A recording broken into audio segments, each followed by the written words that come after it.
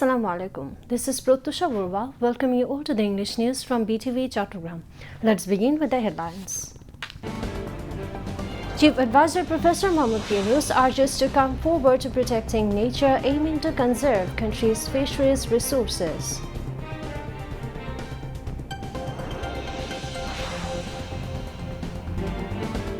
ICT issues arrest warrants against 5, including former IG of Police Mohammad Javed Patwari, over killing of 7 in state shootout in Gazipur in 2016. Remittance inflow witnesses growth of 13.7% with $1,264 million in first 16 days of August.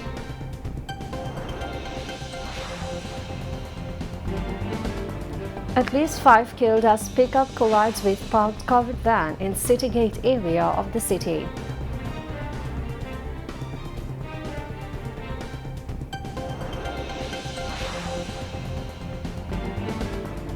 Zelensky to lead reclamation of Crimea and joining NATO as part of peace deal, says US President Trump.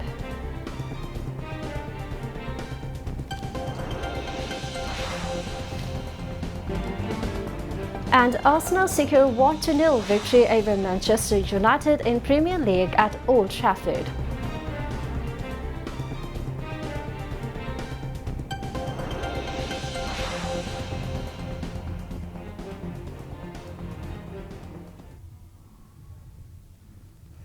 Viewers, those were the headlines, and moving on to the details. Chief Advisor Professor Mohammad Yunus has urged all to come forward to protecting nature, aiming to conserve the country's fisheries resources. He made the call while inaugurating the National Fisheries Week 2025 at the Bangladesh-China Friendship Conference Center in Dhaka today. At the event, Professor Yunus presented the National Fisheries Award 2025 to this year's winners in recognition of their contributions to the fisheries sector. This year's theme is Building Sanctuaries, Making the Country Rich with Local Fish. Speaking as the chief guest, Professor Yunus said this fish is a gift of nature and it's a gift of Almighty Allah. He mentioned that people have been indiscriminately destroying the nature, the habitats of fish, and that's why they have to think of being kind of nature, aiming to conserve fish species. The chief advisor stressed bringing the actual fishes under coverage of the social safety net programs to protect them from financial hardship.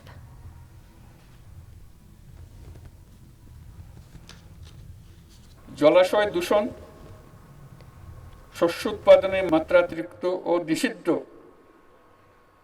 বালাইনাশক ব্যবহার, তামাক চাষ, মৎস্য উৎপাদনের উপর ক্ষতিকর প্রভাব ফেলছে। অপরিকল্পিত অবকাঠামো নির্মাণ, নদ নদী সহ সকল জলাশয়ের নাব্যতা হ্রাস, সর্বোপরি জলবায়ু পরিবর্তনের ফলে মৎস্য উৎপাদনে বিরূপ প্রভাব পড়ছে। এ সকল ক্ষতিকর প্রভাব মোকাবেলার সমন্বিত টেকসই উত্তরণের কৌশল উদ্ভাবন করতে হবে।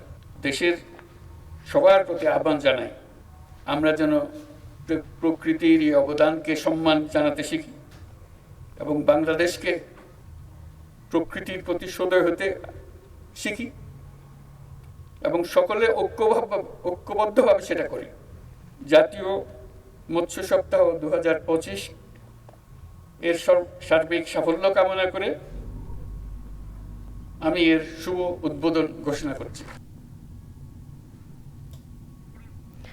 Underscoring the need for identifying the deep-sea fishing areas to explore marine potential as it can be an industry, Chief Advisor Professor Mohammad Yunus said the marine fisheries sector can create a new Bangladesh. প্রাণীজ আমিষের চাহিদা বিরাট অংশ পূরণ হয় মাছ থেকে। একই সাথে 12 লক্ষ নারী সহ কর্মক্ষম জনগোষ্ঠীর একটা বিরাট অংশ প্রত্যক্ষ ও পরোক্ষভাবে এই খাতের সঙ্গে জড়িত। তবে এই খাতের ব্যাপক সম্ভাবনাকে কাজে লাগিয়ে আরও বিপুল সংখ্যক তরুণ সফল উদ্যোক্তা হয়ে উঠতে পারবে বলে আমি আশা করি। আমাদের লক্ষ্য হবে প্রকৃত মৎস্যজীবী ও জেলেদের সামাজিক নিরাপত্তার কর্মসূচির আওতায় আনতে বিশেষভাবে যত্নশীল হওয়া, যাতে করে তারা অর্থনৈতিক বৈষম্যের শিকার না হন। আমরা এখনো সমুদ্রের জগতে প্রবেশ করতে পারিনি। সমুদ্র আমাদের জন্য অপেক্ষা করছে। এই খাতটি আমাদের অর্থনীতির জন্য একটা নতুন বাংলাদেশ সৃষ্টি করতে পারে। আমাদের বঙ্গোপসাগরে সুষ্ঠু জরিপ পরিচালনা করে গভীর সমুদ্রে মাছ ধরার অঞ্চল চিহ্নিত করতে হবে। এটা শুধু বেশি মাছ ধরার বিষয় নয়, এটা একটা ইন্ডাস্ট্রি গড়ে তোলার বিষয়। এটা শুধু আমরা খাবো তা না, পৃথিবীর অন্যান্য মানুষের দেশ আমাদের এই মাছ খাবে। আমাদের সেই সম্পদ আছে, শুধু হাত বাড়িয়ে নেওয়া। এর জন্য আমাদের গবেষণায় সক্রিয়ভাবে যুক্ত হতে হবে, আন্তর্জাতিক সম্মেলনের আয়োজন করতে হবে, যাতে বিশ্বমানের বিশেষজ্ঞদের চিন্তা ভাবনা অভিজ্ঞতা আমরা কাজে লাগাতে পারি। আমাদের বিশ্ববিদ্যালয়ের পাঠ্যক্রমেও গভীর সমুদ্রে মাছ ধরার বিষয়টি অন্তর্ভুক্ত করতে হবে। Fisheries and Livestock Advisor Farida Akhtar, Secretary Routine Duty of the Ministry of Fisheries and Livestock Mohammad Tufaizul Hussain, and Director General Current Charge of Department of Fisheries Dr. Mohammad Abdul Rauf also spoke on the occasion. The National Fisheries Week started in Chattogram as elsewhere in the country with the theme Build a Sanctuary, Fill the Country with Local Fish. On this occasion, a procession discussion meeting and fish fry release program were organized today by the district administration and the Department of Fisheries. Starting from the local circuit house, the colorful procession paraded various streets of the city. Later, Additional Divisional Commissioner Sharmin Jahan was the chief guest at the discussion meeting in the conference room of the circuit house. Director of the Chattogram Division of the Fisheries Department Mohammad Anwar Hussain, Additional Deputy Commissioner Mohammad Kamruzaman, and other concerned addressed the occasion. Meanwhile, on the occasion of the National Fisheries Week, the Department of Fisheries released fish fry in the Lake of Bangladesh Television Center, Chattogram Center.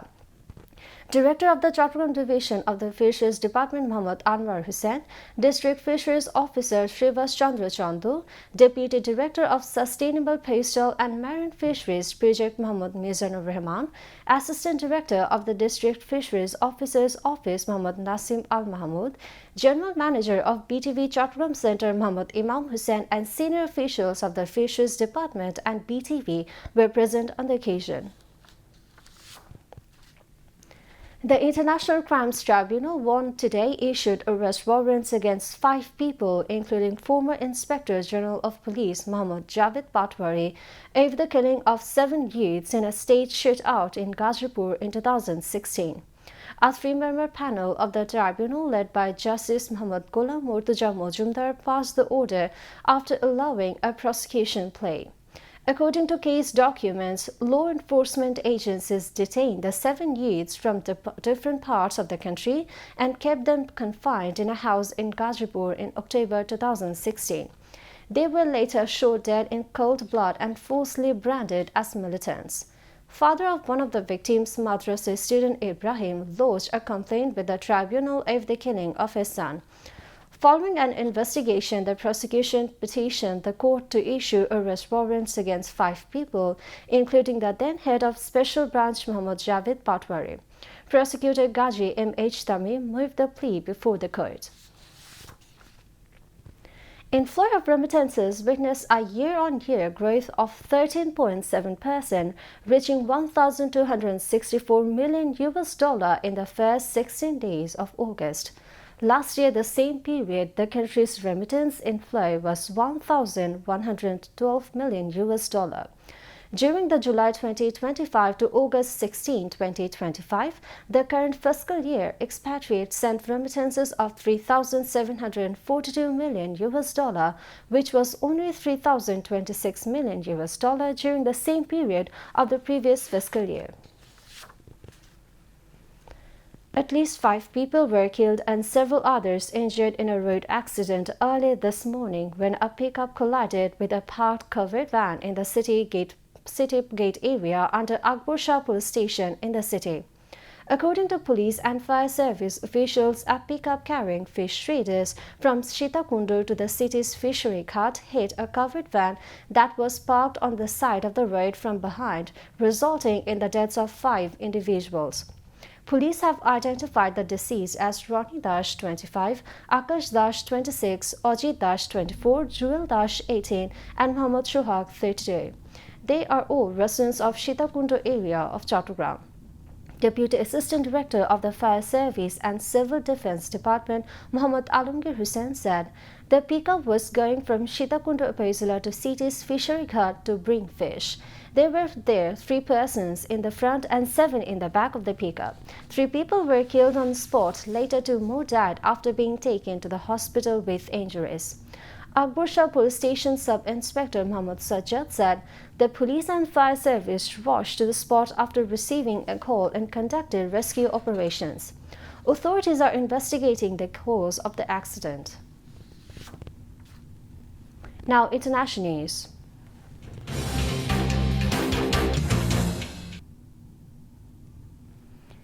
U.S. President Donald Trump has said Volodymyr Zelensky can end Russia's war if he wants to, but rules out Ukraine joining NATO as part of a peace deal.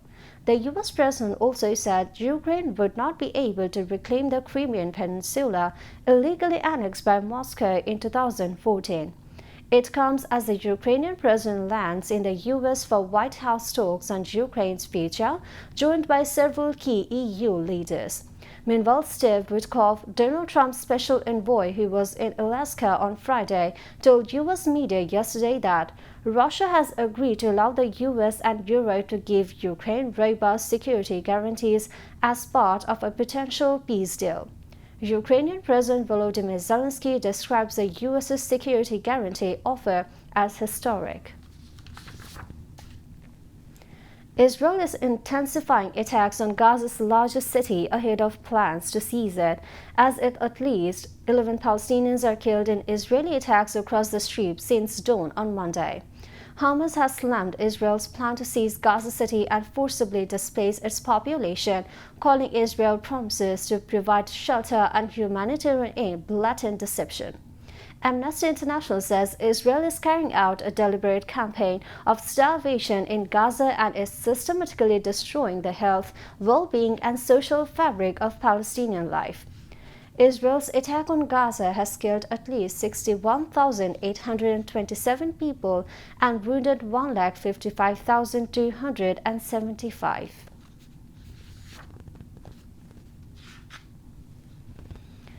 Hundreds of thousands of protesters in Israel have taken to the streets demanding an end to the attack in Gaza and a deal to free captives held in the besieged enclave, as the military intensified attacks on Gaza City to force tens of thousands of starving Palestinians to flee again.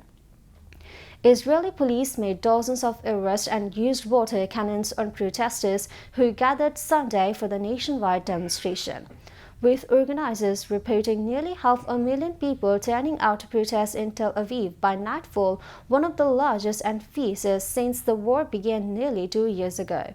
Israeli schools, businesses, and public transports have been shut down, with demonstrators held in major cities as part of a national day of action by 2 groups representing a number of families of captives and bereaved families.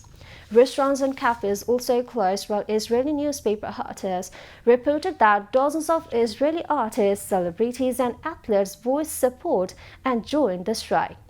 Major unions, including lawyers, doctors, and the Business Forum, as well as the Hebrew University of Jerusalem, also confirmed their participation in the strike. Protesters who fear further fighting could endanger the 50 captives believed to remain in Gaza, only about 20 of them who are thought to be alive. The death toll from heavy monsoon floods and landslides in Pakistan and Pakistan-administered Kashmir continues to rise rapidly, with 351 people now confirmed dead. Most of the deaths were recorded by disaster authorities in mountainous Khyber Pakhtunkhwa province in northwest Pakistan. At least 74 homes have been damaged and rescue helicopter crashed during operations, killing its 5 crew. 9 more people were killed in Pakistan-administered Kashmir, while 5 died in the northern Gilgit-Baltistan region. Government forecasters said heavy rainfall was expected until 21st August in the northwest of the country, where several areas have been declared disaster zones. Khyber Pakhtunkhwa has declared a day of mourning. Back to national news. A workshop titled Role of Temple-Based Children and Mass Education Programs in Achieving Sustainable Development Goals and Promoting Moral Education was held at the city's PTI auditorium today. Religious advisor Dr. A.F.M. Khalid Hussain was present as the chief guest. The advisor said educational institutions are centers of knowledge. There is no student politics in any university in the world. Knowledge and research activities are being interrupted in universities in Bangladesh due to students' politics. Additional Deputy Commissioner Mohammad Sharif Uddin presided over, while Project Director Dr. Shrikant Kumar Chandu, Trustees of Hindu Religious Welfare Trust Deepak Kumar Palit, Porimal Kantishil Advocate Parthopal Chaudhary, Deputy Project Director Nitul Prakash Bishash, and Islamic Foundation Divisional Director Sharkar Sarwar Alam, among others, were present on the occasion.